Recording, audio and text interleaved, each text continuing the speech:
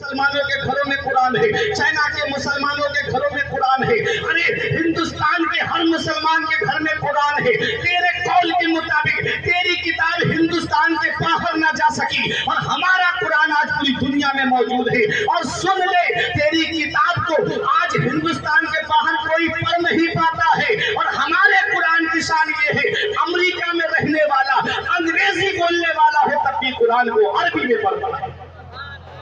یہ ہمارے قرآن کی شان ہے، یہ ہمارے قرآن کی شان ہے کہ آج بھی قرآن کو عربی میں پڑھا جاتا ہے۔ آج تک قرآن کو کوئی بدل نہیں پایا۔ ایک آیا تھا بدلنے کی بات کرنے والا، اس نے کہا تھا کہ قرآن سے 26 آیتیں نکال دو،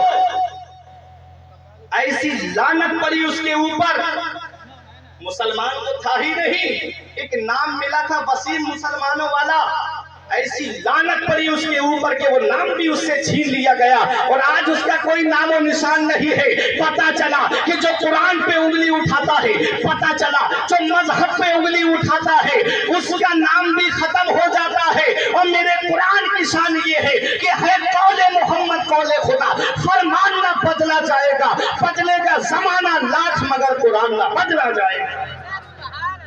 قرآن کو کوئی نہیں بدل سکتا، اور میرا قرآن آج پوری دنیا میں ہے اور سب عربی میں پڑھتے ہیں۔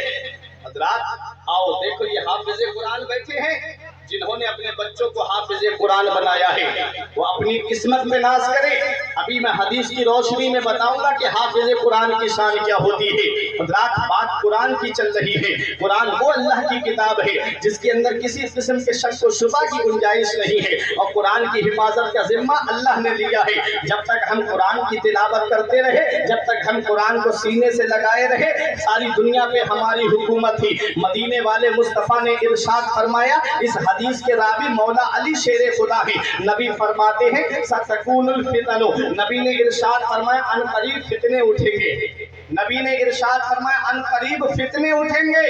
مولا علی شیر خدا نے کہا مل مخرج منہا یا رسول اللہ، یا رسول اللہ اس فتنے سے نکلنے کا راستہ کیا ہوگا؟ نبی نے فرمایا ان قریب فتنے اٹھیں گے۔ مولا علی شیر خدا نے یہ نہیں کہا حضور فتنے کا نام کیا ہوگا، نہیں، فوراً کہا یا رسول اللہ اس فتنے سے بچنے کا راستہ کیا ہوگا، پہچان کیا ہوگی؟ تو مدینے والے مصطفیٰ ارشاد فرماتے ہیں کہ اس فتنے جو عنقریب فتنے اٹھیں گے تو جو حق پہ جماعت ہوگی، اس جماعت کی پہچان یہ ہے کہ وہ قرآن کو سینے سے لگائے ہوگی، وہ قرآن کو سینے سے لگائے ہوگی، اور قرآن کے اندر پہلے والوں کی بھی خبر ہے اور بعد والوں کی بھی خبر ہے۔ قرآن کے اندر ہر چیز کا بیان موجود ہے، اور جو قرآن سے ہٹ کے ہدایت تلاش کرتا ہے اللہ اسے گمراہ کر دیتا ہے، اور جو قرآن سے ہدایت تلاش کرتا ہے اللہ اسے ہدایت عطا فرما دیتا ہے۔ یہ ہمارے قرآن کی شان ہے۔ حضرات آج فتنوں کا دور چل رہا ہے، آج کتنے فتنے اٹھ رہے ہیں، کبھی ہمارے مذہب پہ فتنہ اٹھ رہا ہے، کبھی کوئی ہمارے نبی کی شان میں گستاخی کر رہا ہے، کوئی قرآن پہ بولتا نظر آ رہا ہے۔ آج طرح طرح کے فتنے اٹھا کر کے قوم مسلم کو تکلیف پہنچائی جا رہی ہے، اور آج مسلمان ہے کہ بھائی بھائی میں جھگڑا ہے، آپس میں خاندان میں بٹے ہوئے ہیں، باپ بیٹے سے بات نہیں کرتا، بیٹا باپ سے بات نہیں کرتا۔ آج موبائل نے بھی میری قوم کو بہت دور کر دیا ہے۔ آج میرا نوجوان باپ کے پاس میں بیٹھا رہے گا، گھنٹوں موبائل چلاتا رہے گا، لیکن بات کرنے کی توفیق نہیں ہوتی۔ یاد رکھو پیارے مسلمانوں، یہ دنیا چند دن کی ہے۔ آؤ میں آپ کو بتا دوں، بات قرآن کی چل رہی ہے۔ قرآن اللہ کی کتاب ہے، جس نے قرآن کو سینے سے لگا کر کے رکھا وہ دنیا میں بھی کامیاب رہا، وہ آخرت میں بھی کامیاب رہے گا۔ حضرات اب قرآن کو جس نے سینے میں محفوظ کیا ہے اس کی شان کیا ہے؟ مدینے والے مصطفیٰ ارشاد فرماتے ہیں، اس حدیث کے راوی حضرت عبداللہ ابن عباس رضی اللہ تعالی عنہما ہیں۔ آؤ ذرا دیکھو مدینے والے مصطفیٰ کیا ارشاد فرماتے ہیں۔ مدینے والے مصطفیٰ نے ارشاد فرمایا یقال لصاحب القرآن اقرا ورتقی ورتل کما کنت ترتل فی الدنیا فان منزلک عند آخر آیت تقرؤها۔ نبی ارشاد فرماتے ہیں اللہ قیامت کے دن حافظ قرآن سے فرمائے گا، محبت سے بولو سبحان اللہ۔ دیکھو حافظ قرآن کی شان، یقال لصاحب القرآن، اللہ قیامت میں حافظ قرآن سے فرمائے گا کیا؟ اقرا، تو قرآن کی تلاوت کر، اور تجوید کے ساتھ پڑھ، ٹھہر ٹھہر کے پڑھ۔ فَإِنَّ مَنزِلَكَ عِنْدَ آخِرِ آیَةٍ تَقْرَؤُوهَا، بے شک تیری منزل میری جنت میں تیری آخری آیت ہوگی۔ کیا مطلب؟ مطلب یہ ہے کہ اللہ حافظ قرآن سے فرمائے گا تو قرآن کی تلاوت کر، وہ پڑھے گا بسم اللہ الرحمن الرحیم، ایک درجہ جنت میں بلند ہو جائے گا، پڑھے گا الحمدللہ رب العالمین، دوسرا درجہ بلند ہو جائے گا جنت میں، وہ پڑھے گا مالک یوم الدین، تیسرا درجہ بلند ہو جائے گا۔ علماء کرام فرماتے پورے قرآن میں 6666 آیتیں ہیں۔ حضرات، جس حافظ کو تم توہین کی نظروں سے دیکھتے ہو، جس عالم کو تم حقارت کی نظروں سے دیکھتے ہو، اس کا مرتبہ قیامت میں جنت میں 6666 درجے بلند والا ہوگا۔ یہ شان ہے حافظ قرآن کی، اور قرآن جس کے سینے میں ہوتا ہے اس کو جو ہے وہ دنیاوی آگ تو کیا، اسے جہنم کی آگ بھی نہیں جلا سکتی۔ آؤ میں آپ کو ایک شخصیت کا ذکر کر کے جاؤں۔ آؤ، آپ نے نام سنا ہوگا حافظ نواب حافظ رحمت علی خان کا۔ ان کا مزار بریلی شریف میں جب آپ باقر گنج کی طرف جائیں گے سٹی کی طرف سے، تو ایک محلہ پڑتا ہے حسین باغ۔ حسین باغ کے قبرستان میں ان کا مزار بنا ہے، جن کا نام ہے نواب حافظ رحمت علی خان۔ جو پیلی بھیت میں جامع مسجد آپ دیکھ رہے ہو، اسی پیلی بھیت کی جامع مسجد کی جب بنیاد کا نمبر آیا تھا تو یہ شرط رکھی گئی کہ اس کی بنیاد وہ رکھے گا جس کی نہ تہجد کی نماز قضا ہوئی ہو اور نہ سنت غیر مؤکدہ قضا ہوئی ہو۔ بڑے سے بڑا عالم اپنے قدموں کو پیچھے ہٹا لیتا ہے، اپنے وقت کا نواب آگے بڑھا، نواب حافظ رحمت علی خان آگے بڑھے اور کہتے ہیں کہ میں ہی وہ شخص ہوں جس کی نہ تہجد کی نماز قضا ہوئی ہے اور نہ سنت غیر مؤکدہ قضا ہوئی ہے۔ اللہ اکبر، اپنے وقت کا نواب، اپنے وقت کا بادشاہ، اور اتنا شریعت پہ چلنے والا، اتنا شریعت پہ عمل کرنے والا۔ دلی پیلی بھیت کی جامع مسجد کی بنیاد رکھی گئی، دلی کی جامع مسجد کی ہو بہو کاپی ہے پیلی بھیت شریف کے اندر جامع مسجد۔ حضرات، جب اس کی بنیاد رکھی گئی، یہی نواب حافظ رحمت علی خان ہیں۔ جب جنگ آزادی ہو رہی تھی، جب جنگ آزادی میں مسلمان اپنی قربانیاں پیش کر رہے تھے، آج جو ہندوستان کو تم سونے کی چڑیا دیکھ رہے ہو، جو آج ہندوستان میں تم اپنی سکون کی سانسیں لے رہے ہو، اس پہ ہندوستان پہ مسلمانوں نے اپنا خون جگر پیش کیا ہے۔ آج بھی دلی کے انڈیا گیٹ پر آپ جا کر کے دیکھ لو، وہاں پر 76,000 سے زیادہ स्वतंत्रता सेनानियों के नाम यानी मुसलमानों के नाम लिखे हुए हैं, जिन्होंने जंग आजादी में कुर्बानी पेश की थी।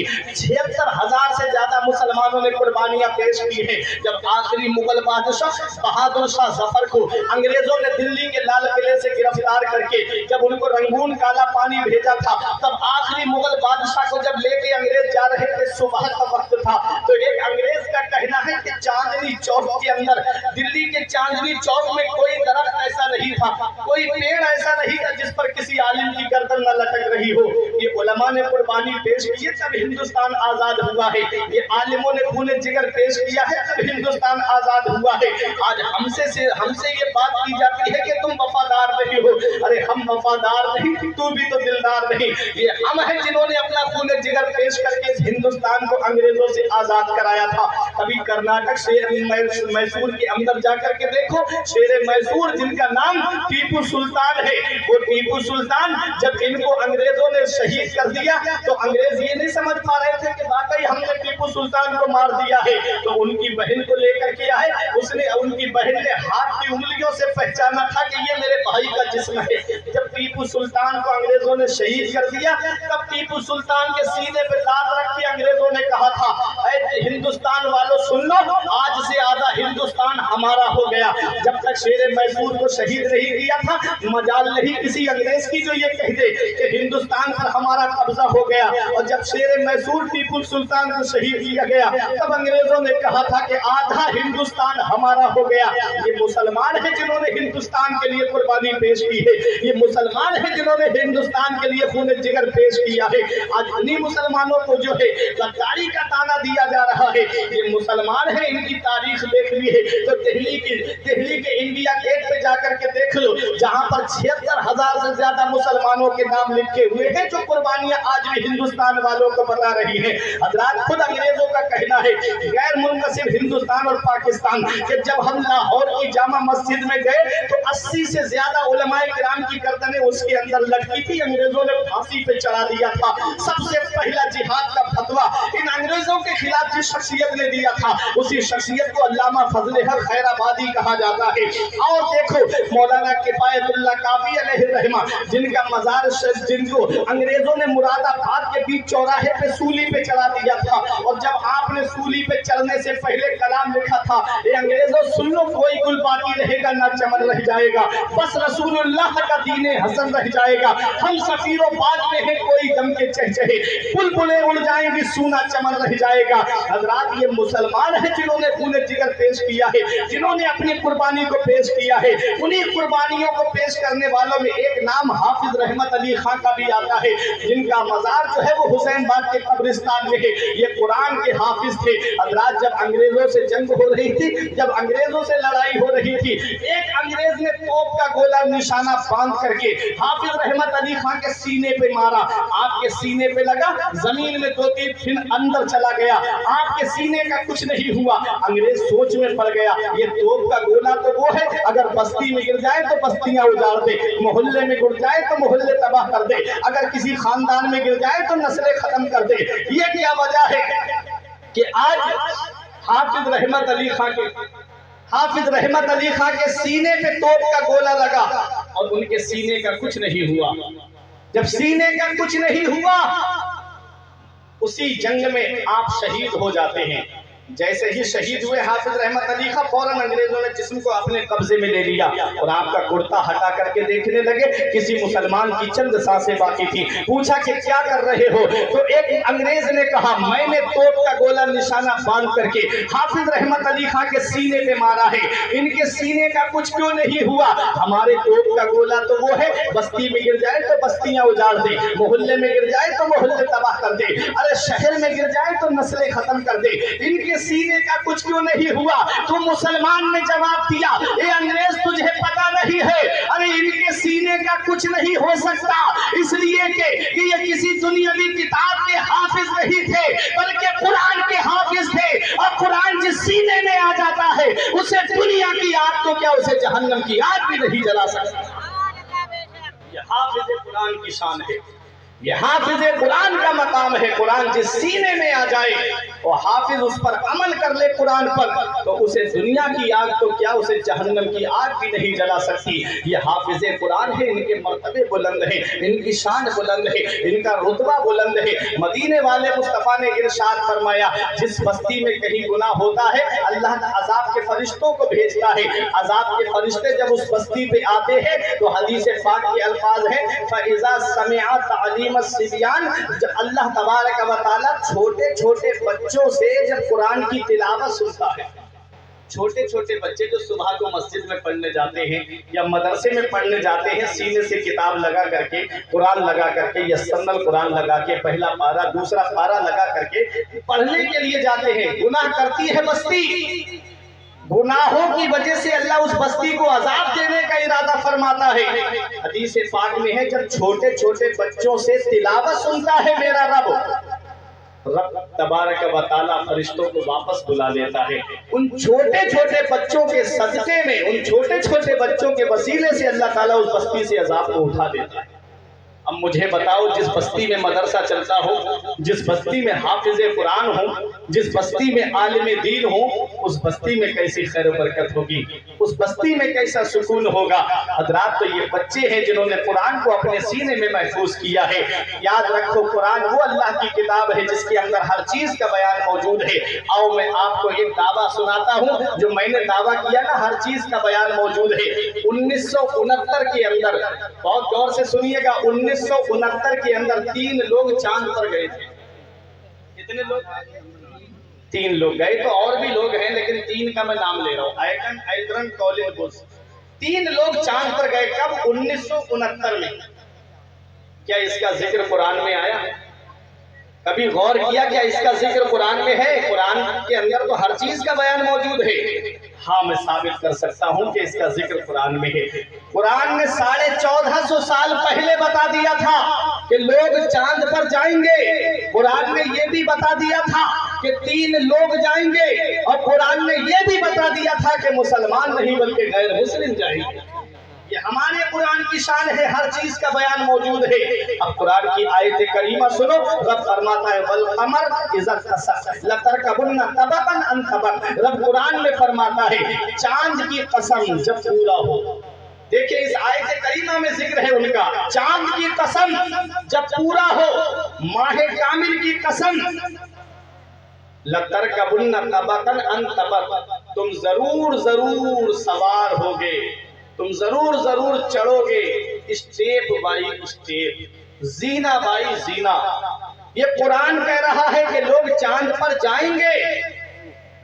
سورہ رحمان پڑھو، رب فرماتا ہے یا معاشر الجن والانس ان استطعتم ان تنفذوا من اقطار السماوات والارض فانفذوا لا تنفذون الا بسلطان فبأي آلاء ربكما تكذبان۔ رب فرماتا ہے اے جن اور انسان کے گروہ، اگر تم آسمان کے کناروں سے گزرنا چاہو تو گزر جاؤ، جہاں جانا چاہتے ہو وہاں چلے جاؤ، اتنا یاد رکھنا جہاں جاؤ گے وہاں اللہ کی بادشاہت پاؤ گے، وہاں اللہ کی حکومت پاؤ گے۔ تو اس سے پتا چلا کہ لوگ چاند پر جائیں گے۔ یہ جب لوگ چاند پر پہنچے تو امریکہ نے کہا کہ یہ ہماری تحقیق ہے، یونیورسٹی آف جرمن نے کہا یہ ہماری تحقیق ہے، سب اپنی اپنی تحقیق بتانے لگے۔ جب لوگ چاند پر گئے امریکہ کہتا ہے یہ ہماری تحقیق ہے، جرمن نے کہا یہ ہماری تحقیق ہے۔ حضرات اب میں آپ سے پوچھنا چاہتا ہوں کس چیز پہ سوار ہو کر کے گئے؟ یہ اپولو پہ سوار ہو کر کے گئے، جو میزائل کی شکل ایک چیز ہے، اپولو پہ سوار ہو کر کے گئے تھے۔ اے علی نگر کے زندہ دل مسلمانوں، آج میں تمہیں بہت تحقیقی بات بتا کے جا رہا ہوں، ہو سکتا ہے آج تک آپ نے نہ سنی ہو۔ یہ جہاز جو آپ دیکھ رہے ہو، یہ ہوائی جہاز جو آپ دیکھ رہے ہو، یہ سب سے پہلے کس نے بنایا تھا؟ یہ کسی اور نے نہیں بنایا تھا، بلکہ مسجد قرطبہ کے اندر بیٹھ کر کے اسلام کے عظیم محقق جن کا نام حضرت عباس بن فرناس ہے، سب سے پہلا ہوائی جہاز اس شخصیت نے بنایا، یہ ایک مسلمان نے بنایا، اور وہ جہاز اڑا بھی 7-8 منٹ تک اڑتا رہا، لینڈنگ کے وقت کی ریس ہو گیا اترتے وقت۔ اور یہ کہاں سے تصور لیا؟ یہ قرآن سے پڑھ کر کے تصور لیا، اور پرندے سے تصور لیا کہ پرندہ جو فضا میں اڑتا ہے، اسے جو فضا میں مینٹین کرنے والی چیز ہے، فضا کے اندر جو مینٹین کرنے والی چیز ہے وہ اس کی پونچھ ہے، پونچھ اگر نہ ہو تو پرندہ گر جائے گا، پونچھ کی وجہ سے پرندہ فضا میں مینٹین رہتا ہے۔ پہلا ہوائی جہاز جو بنایا گیا تھا اس کی پونچھ بنی ہوئی نہیں تھی، اس لیے وہ اترتے وقت گر گیا۔ حضرات یہ سب سے پہلا بنایا کس نے تھا؟ یہ ایک مسلمان نے بنایا تھا۔ یہ جو کاغذ آپ دیکھتے ہو، یہ سب سے پہلا کاغذ کس نے بنایا تھا؟ یہ بھی ایک مسلمان نے بنایا تھا۔ مسجد قرطبہ کے اندر حضرت یوسف بن عمرو ان کا نام ہے، سب سے پہلا کاغذ روئی سے انہوں نے بنایا تھا، روئی سے سب سے پہلا کاغذ بنا۔ آج کاغذ کس سے بنتا ہے؟ آج درختوں سے کاغذ بنتا ہے، آج پیڑوں سے کاغذ بنتا ہے۔ پیڑوں کو باریک کاٹا جاتا ہے اور اس کو مشین کے اندر ڈال کر کے اس کو باریک پیس دیا جاتا ہے، پھر کیمیکل لگا کر کے کاغذ بنایا جاتا ہے، اور جب کاغذ تیار ہو جاتا ہے تو اس پہ اپنے اپنے حساب سے اس پہ لکھائی ہوتی ہے، اس کہیں پر چھوٹا آ بڑا آ لکھا ہوتا ہے، کہیں ABCD لکھی ہوتی ہے۔ اب میں آپ سے پوچھتا ہوں، ایک بچہ ہے جو اسکول پڑھنے کے لیے گیا، اس نے شروعات کہاں سے کی؟ ABCD سے شروعات کی، چھوٹا آ بڑا آ سے شروعات کی، اور پھر اس کتاب کو پڑھنے کے بعد وہ آگے درجے میں چلا گیا، پھر اس سے اور اوپر درجے میں چلا گیا، پڑھنے کے بعد ہائی اسکول کیا، انٹر کیا، انٹر کرنے کے بعد میں وہ اعلیٰ ڈگریاں حاصل کر لیتا ہے، کوئی انجینئر بنتا ہے، کوئی ماسٹر بنتا ہے، کوئی پروفیسر بنتا ہے، کوئی اپنے وقت کا DM بنتا ہے، کوئی IAS آفیسر بنتا ہے۔ پڑھا کس سے؟ چھوٹا آ بڑا آ ABCD سے اس نے شروعات کی تھی۔ اب اس کتاب کا کیا ہوا؟ وہ کتاب جو ہے وہ گھر کے اندر رکھی ہوئی تھی، باپ نے اس کتاب کو اٹھایا اور بھنگار والے کے ہاتھ میں بیچ دیا، بھنگار والے نے اس کتاب کو لے جا کر کے دکانداروں کے ہاتھ بیچ دیا۔ اب دکانداروں نے کیا کیا؟ اس کتاب کو اپنے سائز میں کاٹا، کسی نے اس پہ سموسہ رکھ کر کے بیچا، کسی نے اس پہ جلیبی رکھ کر کے بیچی، کسی نے اس पे ब्रेक पकौड़ा रख करके बेचा। ये आपके जहन के मुताबिक बात कर रहा हूँ। देखो एक किताब वो है जिसपे छोटा आ बड़ा आ लिखा हुआ है। आज वो किताब समोसा खाने के बाद में उस किताब का बरका फेंक दिया जाता है। कोई उस बरके को जेब में नहीं रखता है बल्कि उसको फेंक दिया जाता है। अब जिसने डॉक्टर बनाया वो नाली में पड़ा हुआ है, जिसने IAS ऑफिसर बनाया वो नाली में पड़ा हुआ है, जिसने मास्टर बनाया वो नाली में पड़ा हुआ है, वो कागज नाली में पड़ा हुआ है। और बनने वाला AC रूम में रहता है, बनने वाला आईफोन चलाता है, बनने वाला फॉर्च्यूनर कार से घूमता है। सेम मशीन है अली नगर वालों, सेम मशीन है, सेम केमिकल है, सेम फाइंडिंग है हजरात। लेकिन उसके ऊपर छोटा आ बड़ा आ लिखा हुआ नहीं है बल्कि उस पर बिस्मिल्लाहिर्रहमानिर्रहीम लिखा हुआ है। अब उस कागज के लिए कोई आलिम फतवा नहीं देगा, कोई मुफ्ती फतवा नहीं देगा, कोई गौसो कुतुब अब्दाल फतवा नहीं देगा, बल्कि उस कागज के लिए मेरा रब हुक्म दे रहा है, ला यमस्सुहु इल्लल मुत्तहरून। इस कागज को बगैर वुजू के छूना भी मत। मैंने कागज से पूछा, एक कागज तू बता, एक कागज वो है जो नाली में पड़ा है जिससे को पढ़ के बेटा डॉक्टर IAS ऑफिसर बना, और एक तू है कि तेरे ऊपर बिस्मिल्लाह लिखी हुई है, तेरे लिए रब फरमा रहा है कि इसको बगैर वुजू के छूना भी मत। वो कागज शान कैसे मिली? तो कागज यही जवाब देता है, मेरे वजूद को मत देख बल्कि मेरे लिखे हुए को देख। मेरे सीने पर कुरान लिखा हुआ है।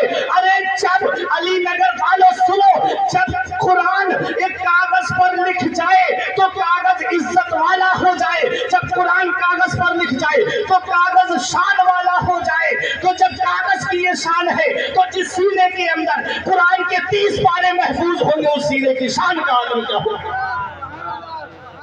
इसीलिए कहते हैं कि बख्शिश की राह मोमिनो आसान बना लो, अपने लिए निजात का सामान बना लो। दुनिया की किताबों पे नजर बाद में रखना, बच्चों को पहले हाफिज़े कुरान बना लो।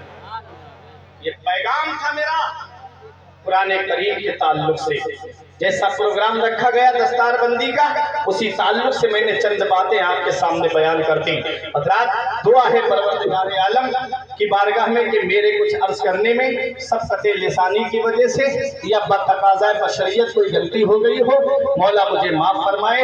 अस्तग़फिरुल्लाह रब्बी मिन कुल्लि ज़ंबिन व अतूबु इलैह। मेरे साथ मिलके कलमा तैयब पढ़े, ला इलाहा इल्लल्लाहु मुहम्मदुर रसूलुल्लाह सल्लल्लाहु अलैहि वसल्लम। ये जिंदगी संवारिए, दिल शाद कीजिए, लम्हात जिंदगी के ना बर्बाद कीजिए। जब मकसद हयात इबादत खुदा की है और ये नमाज मस्जिदें आबाद कीजिए। सभी के सामने एक दिन जरूर आता है, ये हुस्न फानी है लेकिन गुरूर आता है।